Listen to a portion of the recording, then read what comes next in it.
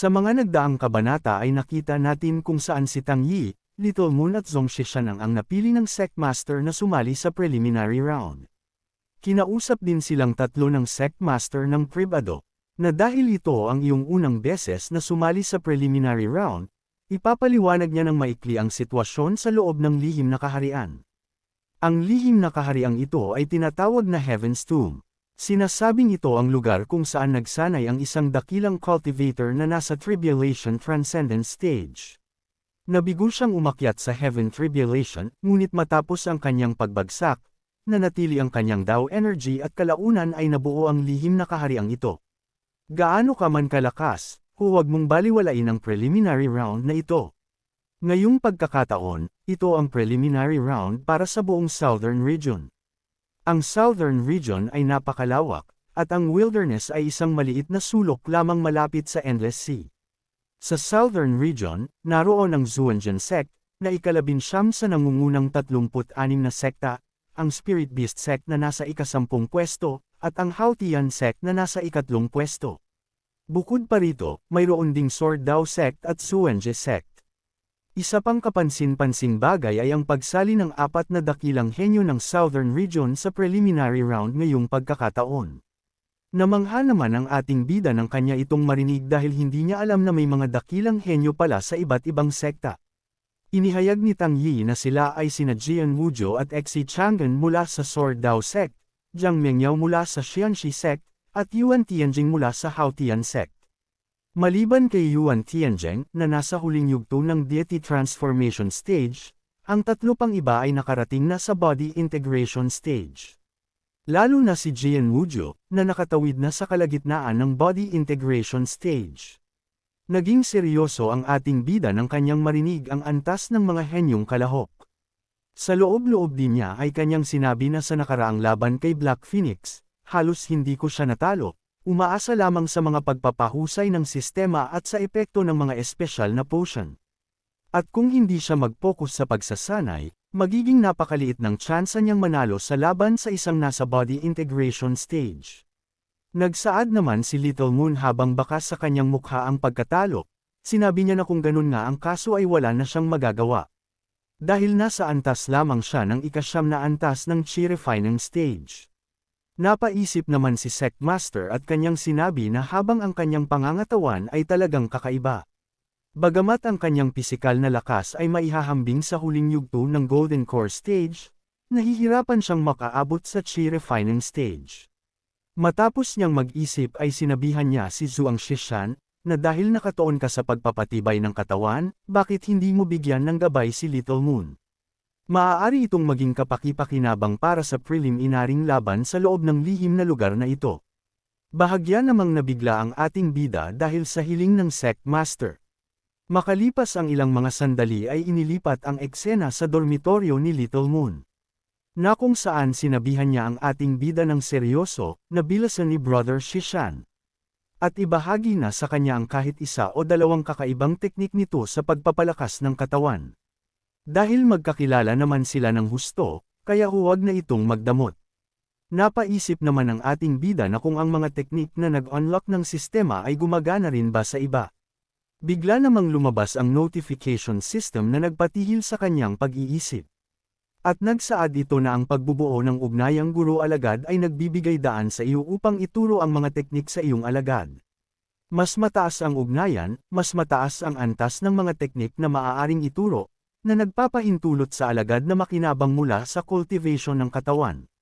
Nang malaman ito ng ating bida ay nakangiti niyang sinabi kay Little Moon, na maaari niya itong turuan, pero kailangan muna nitong maging kanyang disciple. Dahil hindi siya nagtuturo sa mga tagalabas. Nasira naman ang mukha ni Little Moon nang marinig niya ang sinabi ni Zhong Xishan, kaya nagsaad siya na ngunit siya ay senior sister nito. Lumapit naman si Zhong Xishan at kanyang sinabi na ayos lang, dahil maaari nilang panatilihing magkahiwalay ang mga bagay. Sandaling nag-isip si Little Moon upang pag-isipan ang gusto ni Zhong Xishan. Maya-maya pa matapos pag-isipan ito ni Little Moon ay masaya niyang sinabi na wala itong problema. Biglang lumabas ang notification system at nagsaad ito na tagumpay na naitatag ang ugnayang Master-Disciple, at ang halaga ng ugnayan ay nasa 3 yugto. Nabuksan din ang isang pamamaraan na kung tawagin ay morning exercises.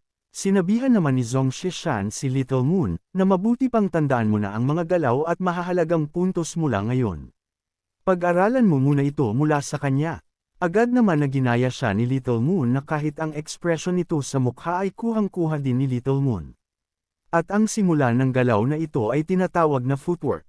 At ang unang ehersisyo ay ang pagsasanay sa pag-unat ng katawan, habang si Little Moon ay patuloy lamang sa kanyang paggaya. Kaya, sa puntong ito ay dalawa na silang mukhang tanga.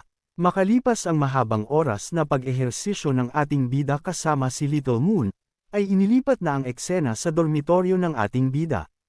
Na kung saan nandito na siya at kausap ang kanyang sarili, namamangha din niyang sinabi na natapos na rin sa wakas ang pagtuturo sa kanya ng morning exercises. Ngayon naman, ay oras na para sa sarili niyang pagsasanay. Ang pag-unlock at pag-master ng mga training moves ay hindi lamang nagpapabuti sa kanyang mga teknik kundi pati na rin sa kanyang pisikal na kakayahan. Ang pagpapalakas ng pisikal na katangian ay mahalaga para sa pagpapabuti ng lakas. Kasalukuyan ding na-unlock ng sistema ang Jeet Kune Do program, na naglalaman ng mga galaw na sumasaklaw sa kakanyahan ng iba't ibang martial arts. Para sa preliminary round na ito, mas mainam na unahin ang pag-unlock ng mas praktikal na mga galaw para sa labanan. Matapos ang kanyang mga sinabi ay nagsimulang magsanay ng mas masigasig ang ating bida. Ginamit din niya dito ang kanyang barbell sa kanyang pagsasanay. Pagkatapos ay nagkaroon din sila ng sparring ni Black Phoenix. Mabilis na lumipad ang oras at sa wakas, matapos ang 2 buwan, nagbukas ang Heaven's Tomb Secret Realm, at opisyal nang nagsimula ang preliminasyong yugto ng Zuanchen Grand Ceremony. At dito ay nagsaad si Sectmaster na para sa preliminasyong yugto na ito, siya mismo ang mamumuno sa koponan. At pakiusap ay pumasok na kayo sa teleportation formation. Ngunit napatingin si Sectmaster sa tabi ng ating bida. At kanyang tinanong ang ating bida na kung bakit may nakahalong manok sa kanilang koponan, habang baka sa kanyang mukha na siya ang nahihiya sa ginagawa ng ating bida. Sinabi naman ni Zhong Shishan, na ito ang kanyang battle pet. Sinasabing pinapayagan din ang pagdala ng battle pet sa kompetisyon. Sa loob-loob naman ng ating bida ay kanyang sinabi na ang maliit na manok na ito ay nagpumilit na lumahok at walang hiya siyang pinakiusapan sa loob ng kalahating buwan. Sa loob-loob din ni Black Phoenix na maraming oportunidad sa lihim na mundo, at makakatulong ito sa kanya upang mapalakas ang kanyang lakas. Matapos payagan ni Sectmaster na isama ang manok ng ating bida ay agad na silang natango sa teleportation formation, na kung saan nakangiting sinabi ng ating bida na umalis na sila at huwag na silang magsayang ng oras. Makalipas pa ang ilang mga sandali ay nakarating na sila sa lugar kung saan magaganap ang preliminary round. Namangha si Zhong Shishan dahil sa daming taong lumalahok sa preliminaries ng Secret Realm. Nagsaad si Sectmaster na sa katunayan, ito ang preliminaries para sa buong Southern Region. Napakaraming sekta, mula sa malalaki hanggang sa maliliit. Basta't kabilang ito sa sistema, siguradong may isa silang pwesto sa preliminaries. Samantala biglang natigilan ang ating bida dahil may boses na nagsabi sa kanya habang napapangiti ito na sa wakas ay nakita niya na ang ating bida, dahil sa matagal niya na itong hinihintay. Napasigaw naman ang ating bida at kanya tinanong na kung sino ang kumakausap sa kanya. Muling nagsaad ang boses na sa pagkakataong ito sa lihim na mundo, sisiguraduhin niyang matuto siya mula dito. Pinatigil naman siya ng ating bida at nagtanong na kung sino ito. Ngunit bigla namang lumitaw sa kanyang harapan ang kumakausap sa kanya, at nagsaad ito na kung ano naman ang nakakakilabot doon. At nasa harapan din naman siya nito mismo. Bahagya namang napatahimik ang ating bida nang makita niya ito. Bago pa man mawala sa paningin ng ating bida ang nakamaskara ay nagsaad pa ito na inaasahan niya dito ang pagpapakitang gilas ng ating bida. At sana ay huwag siya nitong bigon. Napatanong naman ang ating bida na kung sino iyon, at kung bakit mukha itong weirdo. Napatigil naman siya nang marinig niya ang mga tao na nagsasabing dumating na ang mga ito. Agad naman na napalingon ang ating bida upang makita ang mga ito. Biglang lumakas ang enerhiyang lumalabas sa teleportation formation na kung saan tahimik ang mga taong hinihintay ang mga parating. Makalipas pa ang ilang mga sandali ay lumitaw na ang mga parang mga bida sa chapter na ito. Agad naman na nakilala ito ni Tang Yi, kaya sinabi niya na ito ang Sword Dao Sect. Ang sumunod na lumabas sa teleportation formation ay ang mga diwata mula sa Zenja sect. Nagulat naman ang ating bida at kanyang nasabi na napakaraming tao mula sa iisang sekta. Sinabi naman ni Sect Master na ang mga karaniwang sekta ay may isang pwesto lamang, habang ang nangungunang 36 na sekta ay may tig-2 pwesto bawat isa. Gayunpaman, ang 4 na pangunahing sekta at 3 pangunahing angkan ay may tig-4 na pwesto. Bigla namang lumabas ang elder at pinatahimik ang lahat. Nagpakilala din siya, na siya ang tagasuri para sa paunang round ng sekretoong lugar, si Xiao Xuanzi. At ngayon na nandito na ang lahat, iaanunsyo niya na ang mga detalye ng paunang round. At sa pagkakataong ito sa lihim na lugar, ang mga may hawak ng Jade Token ng paglahok, pati na rin ang mga cultivator na nasa ibaba ng body integration stage, ay pinapayagang pumasok. Ang Jade Token ay naglalaman ng isang life-saving formation na kayang tumanggap ng isang fatal na atake para sa may-ari. Gayunpaman, pagkatapos nitong mapaganya, ang token ay masisira. Kapag ang Jade Token ay nasira, ang kalahok ay ituturing na eliminated at sapilitang ilalabas mula sa Secret Realm. Sa loob ng Secret Realm, maraming kayamanan at pagkakataon, lalo na ang Dao Fire na nabuo mula sa Dao Aura. Ang pagsipsip ng Dao Fire ay hindi lamang nagpapalakas ng cultivation kundi nagbibigay rin ng pagkakataong maunawaan ang mga prinsipyo ng Dao. Kung ang Dao Principles ay naaayon sa teknik ng cultivation na pinagsasanayan, ito ay magiging isang malaking biyaya. Ngunit ang Dao Fire na nabubuo sa bawat pagbukas ng Heavenly Tomb ay limitado. Kaya naman, ang 5 nangungunang kalahok na makakolekta ng pinakamaraming Dao Fire ang uusad sa susunod na yugto ng preliminary rounds. Siyempre, para sa mga hindi makakausad, huwag kayong panghinaan ng loob. Ang makakuha ng mga pamana o kayamanan mula sa paglalakbay na ito ay isa ring mahalagang tagumpay. Pakisuyo, lahat ay pumasok sa lihim na kaharian ng isa-isa. Pagkapasok ninyo, kayo ay ipapadala sa iba't ibang lokasyon ng random. Agad naman na isa-isang pumasok ang mga kalahok sa lihim na kaharian. Sinabihan naman ng ating bida ang kanyang mga kasama na siya na muna ang mauuna. Sinabihan naman siya ni Tang Yi na junior brother, tandaan mong maging maingat sa bawat kilos nito. Matapos mag-column ay agad na siyang pumasok kasama si Black Phoenix. Makalipas pa ang ilang mga sandali ay nakapasok na ang ating bida sa lihim na kaharian. Na kung saan kanyang nasabi na kaya ito ang sikretong kaharian ng libingan ng langit. Ngunit nagulat naman siya nang may biglang lumitaw sa kanyang harapan na 2 nilalang at nasa ibabaw nito ang nagmamay-ari. Napanganga ang ating bida at kanyang nasabi na ito ang Demon Beast. Nagsaad naman ang isa na napakaswerte niya naman. Kakakita pa lang niya sa kanyang mga kasamahan, may natagpuan na agad siyang kalaban. Nang marinig ng ating bida ang sinabi ng isa ay kanyang nasabi na kung hindi ba't random ang lokasyon ng teleportation ng lahat. Paano mo sila agad nahanap? Muli namang nagsaad ang isang ito na sila ay mga disipulo ng Spirit Beast Sect. Ang mga halimaw na aming napapaamo ay kayang maramdaman ang presensya ng kanilang mga kasama kahit pa ilang libong milya ang layo. Sa pagkakataong ito, sadyang sinuwerte sila. At hindi ganoon kalayo ang aming mga lokasyon ng teleportation. Dagdag pa ng isa na base sa iyong grupo. Isa ka rin bang beast tamer? Natawa din siya dahil sa manok lang ang kinaya ng ating bida. Mapang-asar din niyang sinabi na nakakatawa talaga. Paanong may gagamit ng isang ligaw na manok bilang battle pet? Ninas naman si Black Phoenix nang marinig niya ang pang-asar ng hangal. At sila ay mula sa ika-10 ranggong Spirit Beast Sect. Ang pagbawas ng mga kakumpetensya ay nagpapataas ng tsansa naming manalo. Matapos magyabang ng mga ito, ay agad na inutusan niya ang kanyang Skywing Griffin King na sumugod. Agad din naman na sumugod si Black Phoenix at kanyang sinabi na kung minamaliit nito si Ginoong Manok, ay hinahanap lamang nito ang kanyang kamatayan.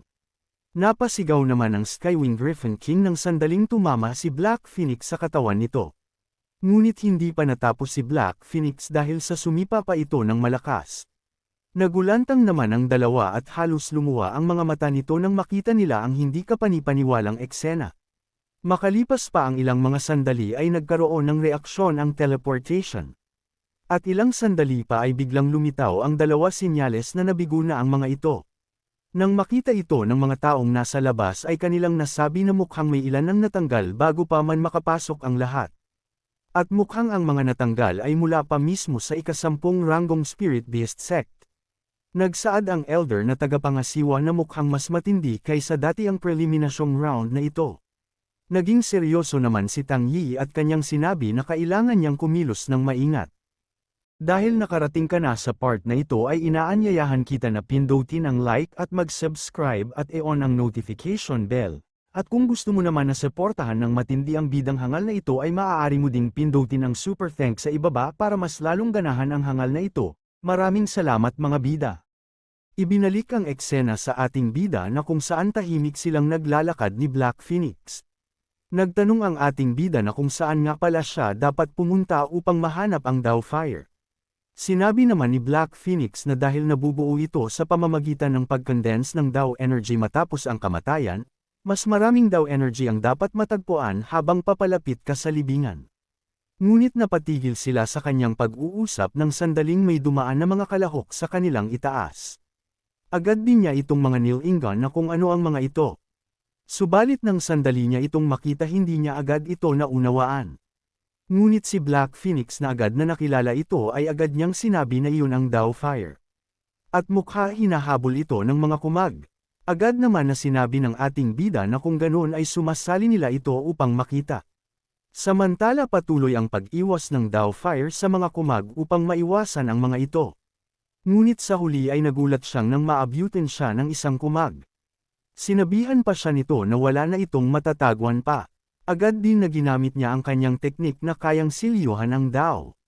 Sa puntong ito ay matagumpay niya itong nagawa dahil sa napalibutan na ito ng selyong pamamaraan. Matapos mahuli ng kumag ang Doubtfire ay agad na lumapit sa kanya ang kanyang mga kasamahan. Nasabi din niya na sa wakas, nahuli na nila ito. Maliit pero ang bilis tumakbo. Ngunit napatigil sila sa kanilang usapan nang may biglang magsalita sa kanilang likuran. At humihingi ito ng pasasalamat dahil sa ganoong paraan ay natulungan siya.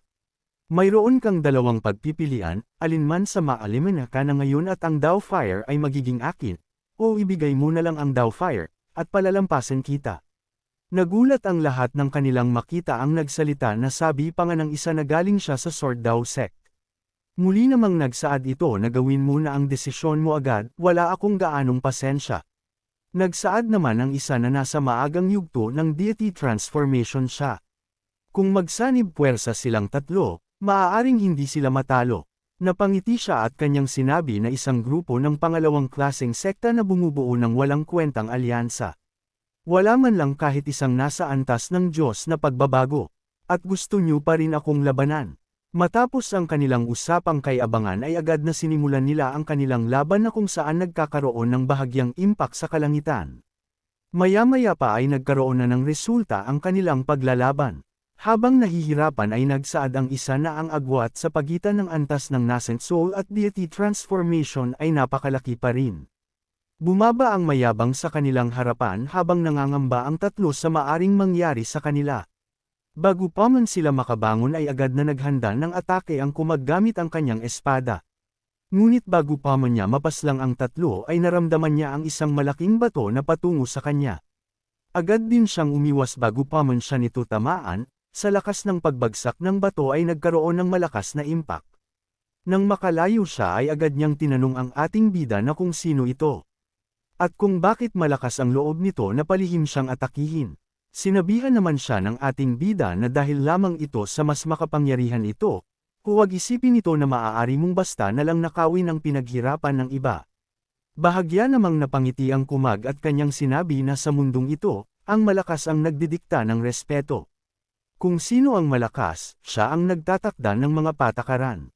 Dagdag pa niya habang mabilis na sumugod na paanong naglakas loob kang pigilan ako. Isang hamak na cultivator lamang. Ngunit ang kanyang pag-atake ay naging walang silbi, dahil sa walang kahirap-hirap lang itong pinigilan ng ating bida gamit ang kanyang daliri. Ang malala pa ay pinutol pa ito ng ating bida na parang stick o, nasira din ang mukhang ng mayabang nang makita niya ang nangyari sa kanyang espada. Agad naman na inihanda ng ating bida ang kanyang kamao at kanyang sinabi na kung ito ba ang kanyang sinasabi. Hindi naman naiwasan ng mayabang ang atake ng ating bida dahil sa labis na bilis nito. Sa lakas din ng atake ni Zhong Shishan ay tumagos ang mayabang sa ilang matataas na bundok. Nawasak din ang kanyang jade kaya dahan-dahan na itong inilalabas pabalik sa lobby, dala-dala ang matinding sinapit niya sa ating bida. Samantala hindi makapaniwala ang tatlo sa kanilang nakita na sabi pa nga nila na nagawa ng ating bida na mapatamba ito sa isang suntok lamang. Kaya agad silang lumapit sa ating bida at matinding nagpasalamat dahil sa pagligtas ng kanilang buhay. Nagsaad ang isa na sa panahon ngayon, bihira na ang mga cultivator na may tulad mong pakiramdam ng katarungan. Ngunit sinabihan naman siya ng ating bida na kung ano ang sinasabi nito. Sinabihan din niya ito na ngayon, ay ibigay sa kanya ang Dao Fire. Nagulat naman ang tatlo ng kanilang marinig ito dahil sa ang akala nila ay iniligtas lang sila ng ating bida. Makalipas pa ang ilang mga sandali na kung saan na kay Zhuang Shishan na ang Dao Fire. Nagsaad si Black Phoenix na magmadaling itago ito bago pa man makita ito ng iba. Napaisip naman si Zhuang Shishan at kanyang sinabi na kung paano niya ba ito maiimbak ng ganito. Sinabihan naman siya ni Black Phoenix na ilagay muna lang ito sa isang storage ring. Bigla namang nalungkot ang ating bida at hindi makapagsalita. At nang makita ni Black Phoenix ang hitsura ng ating bida ay bahagya siyang nagtaka. Ilang sandali pa nang kanya itong maunawaan ay pasigaw niyang sinabi na ibig sabihin ba nito ay wala itong storage ring. Hindi naman ito itinanggi ng ating bida. Nasa loob-loob pa nga niya na wala siyang spiritual energy, kaya hindi niya magamit ang bagay na ito. Nagpalusot din siya na kung nalaman niya lang ito noon, nalimas niya na sana ang gamit ng mga yun bago niya sila pinatumba. Nadismaya naman si Black Phoenix sa ating bida kaya pinayuhan niya na lamang ito na kung ganun ang kaso, kailangan nilang humanap ng tagong lugar para ma-absorb ito sa ngayon. Napaisip naman ang ating bida na wala siyang spiritual root. Kaya, paano niya ito masisipsip? Paano kung gumawa na lang siya ng pabor kapalit nito?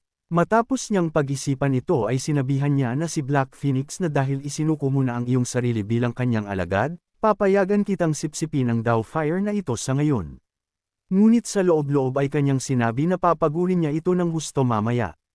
Samantala hindi naman inaasahan ni Black Phoenix na ibibigay sa kanyang ng ating bida ang Dao Fire.